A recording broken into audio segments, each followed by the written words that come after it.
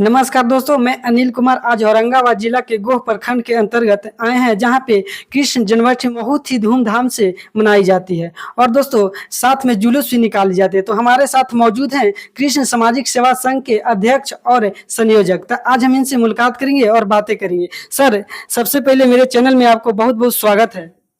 आपके चैनल के माध्यम से आपको दर्शकों का मेरे तरफ से, मेरे कृष्ण सामाजिक सेवा संघ के तरफ से स्वागत। सर, सबसे पहले आप अपना परिचय दे दें मेरे दर्शकों को। मेरा नाम अजय यादव हुआ। हम लोग समाज सेवा बहुत पहले से करते थे, लेकिन करीब 8 साल पीछे से। सर, इस श्री कृष्ण सामाजिक सेवा संघ का उद्देश्य क्या है? कब से आप इसका आयोजन किए हैं? ये कृष्ण सामाजिक सेवा संघ का बैनर तले लगभग हम लोग 8 साल पीछे से काम कर रहे हैं। आज है कृष्ण सामाजिक सेवा संघ। आज तो देख ही रहे हैं पूरा जिले के अंदर मैंने बहुत अच्छा इसका, हाँ, बहुत बड़े स्तर पर इसका लोग जान रहे हैं, नाम भी जानना शुरू कर दिए। और खास करके इस कृष्ण सामाजिक सेवा संघ का उद्देश्य रहा है कि शिक्षा के क्षेत्र में, स्वास्थ्य के क्षेत्र में और पर्यावरण के क्षेत्र में। आप कुछ दिन पीछे सुने होंगे कि हमारी संस्था जो है एक प्रतिभा खोज प्रतियोगिता करवाती है, जिसमें बच्चों को और गार्जियन को ये संस्था समझिए कि बताती है, कहती है कि आप शिक्षा के प्रति बढ़िए। स्वास्थ्य में भी आप, हम लोग इसमें प्रयास कर रहे हैं। जितने यहाँ डॉक्टर लोग हैं सभी लोग को जोड़ा जा रहा है और स्वास्थ्य के प्रति भी थोड़ा टाइम लगेगा, लेकिन इस संस्था जो है स्वास्थ्य के प्रति भी बहुत अच्छा काम करेगी। जी सर, इसके प्रति आपको कैसे मन में भावना आई और यहाँ तक लाने में श्री कृष्ण सामाजिक सेवा संघ का क्या क्या संघर्ष भी कुछ करना पड़ा? क्या क्या बताइए सर। जब हम लोग समाज सेवा करते थे, बहुत पहले से हम लोग समाज सेवा करते हैं, जब आए तो हम लोग को लगा कि इस तरह तो हम लोग समाज सेवा कर ही रहे हैं, लेकिन एक मंच के तहत, एक बैनर तले इस काम को किया जाए। और 8 साल पीछे हम लोग इसको फिर शुरुआत किए। जी, धन्यवाद सर। अब हम बात करेंगे श्री कृष्ण सामाजिक सेवा संघ के अध्यक्ष महोदय से। सर, मेरे आपको भी बहुत बहुत स्वागत है मेरे चैनल में। धन्यवाद।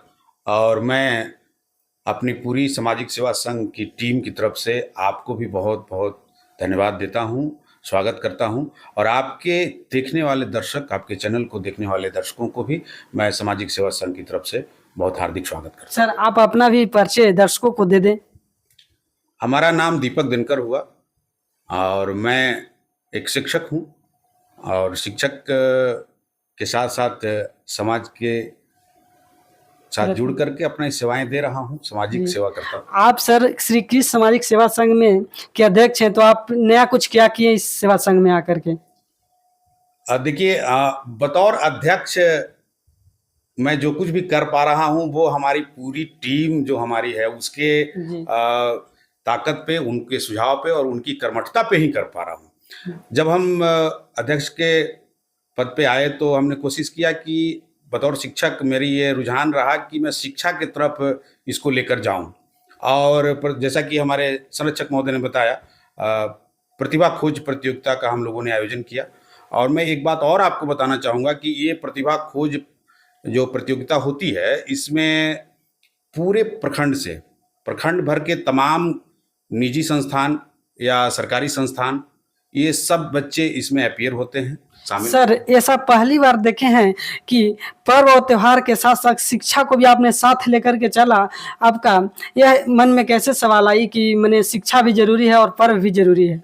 आपने यह साबित कर दिया कि शिक्षा के साथ साथ पर्व के साथ साथ शिक्षा भी जरूरी है।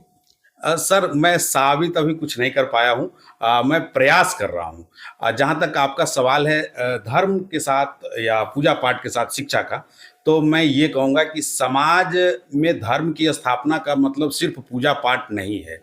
धर्म की स्थापना या धर्म से संबंधित चीज़ों को समझने के लिए आपका शिक्षित होना बहुत जरूरी है।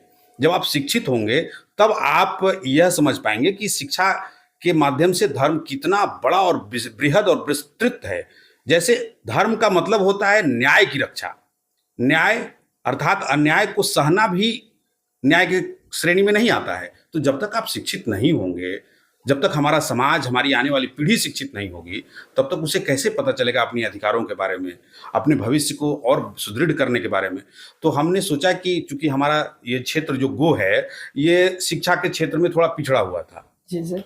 तो बच्चों को प्रतिभा खोज प्रतियोगिता के माध्यम से शिक्षा के प्रति जागृत करने का प्रयास हमने किया।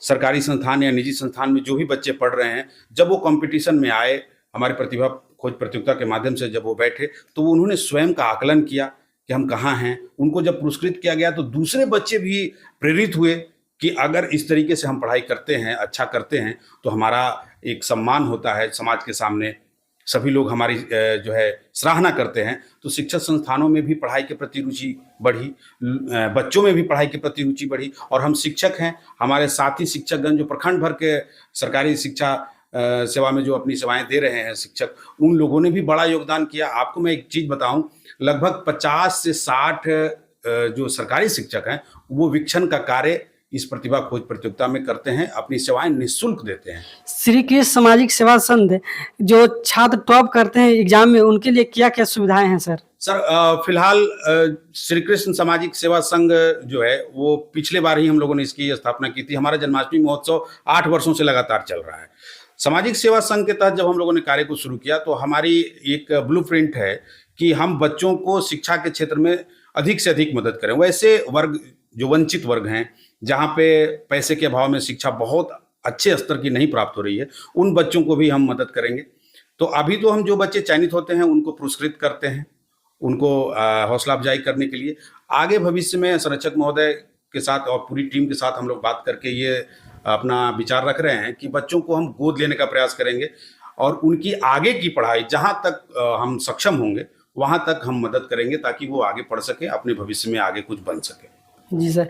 और यहाँ के लोगों का क्या माने कि रिएक्शन रहता है कि कैसा योगदान रहता है क्षेत्र के लोगों को इस सेवा संघ को में? सर बहुत योगदान रहता है।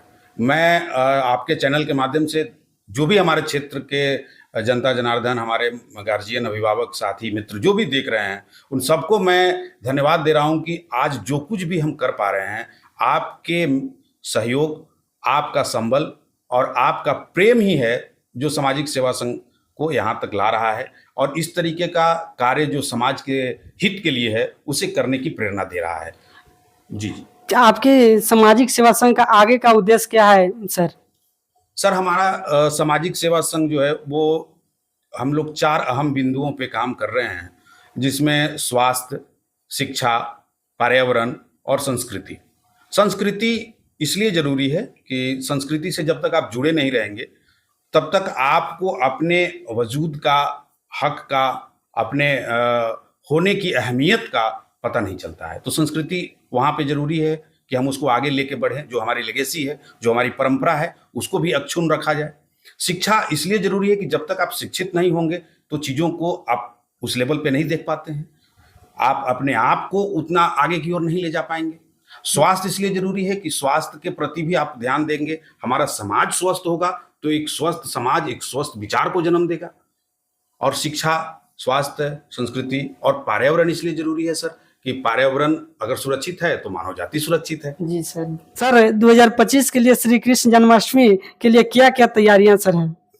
हाँ, ये अच्छा प्रश्न है आपका। देखिए, इस बार जन्माष्टमी महोत्सव 2025 में हम लोग 7 दिवसीय कार्यक्रम कर रहे हैं, जो 10/8/2025 से लेकर के और 17/8/2025 तक चलेगा। जी। इसकी शुरुआत हम लोग 10 तारीख को कलश यात्रा से करेंगे, जिसमें हमारे पवित्र नदी पुनपुन से कलश यात्रा हमारा शुरू होता है। और फिर ये श्रीमद् भागवत कथा सप्ताह होगा, 1 सप्ताह का, जिसमें प्रतिदिन संध्या 6 बजे से श्रीमद् भागवत कथा आचार्य गौतम जी के द्वारा हमारे कथा स्थल पे, वहाँ पूजा स्थल पे दिया जाता है। अच्छा भीड़ लगती है। अच्छे उसका एड्रेस भी सर बोल दीजिए। जी जी। सरवती प्रोजेक्ट कन्या उच्च विद्यालय के बगल में हमारा श्री कृष्ण जन्माष्टमी महोत्सव स्थल है, वहीं पे ये कार्यक्रम होता है। जी सर। और 10 तारीख का कार्यक्रम जैसा मैंने आपको बताया सर कि ये उस दिन मंच उद्घाटन और कलश यात्रा सुबह में, शाम में मंच उद्घाटन होता है। 15 तारीख को जैसा 15 अगस्त है, राष्ट्रीय पर्व है, तो उस दिन हम लोग झंडोत्तोलन करते हैं, राष्ट्रीय झंडोत्तोलन करेंगे। और उसी दिन सदस्यों का, जो हमारे कमेटी से जुड़े हुए सदस्य हैं, उन सभी सदस्यों का सम्मान समारोह भी होता है। और 16 तारीख को हम एक भजन का कार्यक्रम रखते हैं, और उसी दिन जो प्रतियोगिता परीक्षा में सफल अभ्यर्थी हैं उनका सम्मान होता है। शिक्षकों का सम्मान होता है जो हमारे इस प्रतियोगिता परीक्षा में अपने योगदान देते हैं। उन संस्थानों के जो संचालक होते हैं उनको भी हम सम्मानित करते हैं। जी जी।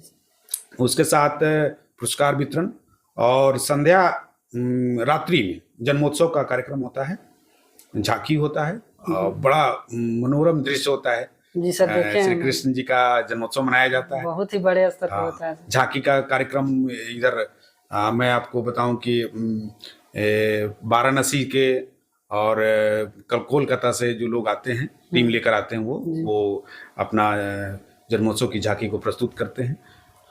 बढ़िया कार्यक्रम होता है। और 17 तारीख को नगर शोभा यात्रा, वो जो जुलूस निकलता है हमारा, उस दिन होता है। और भंडारा और प्रसाद वितरण का कार्यक्रम होता है। जी। इस सब कार्यक्रम के माध्यम से जो है हम समाज में जन्माष्टमी महोत्सव को संपन्न करते हैं।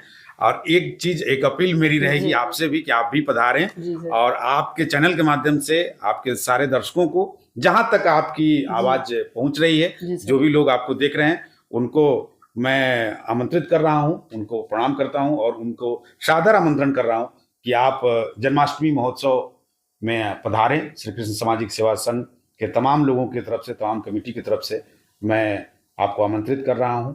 आपकी उपस्थिति से हम गौरवान्वित महसूस करेंगे। आप जरूर आएं। बहुत बहुत धन्यवाद सर, समाज के प्रति ऐसा काम करने के लिए।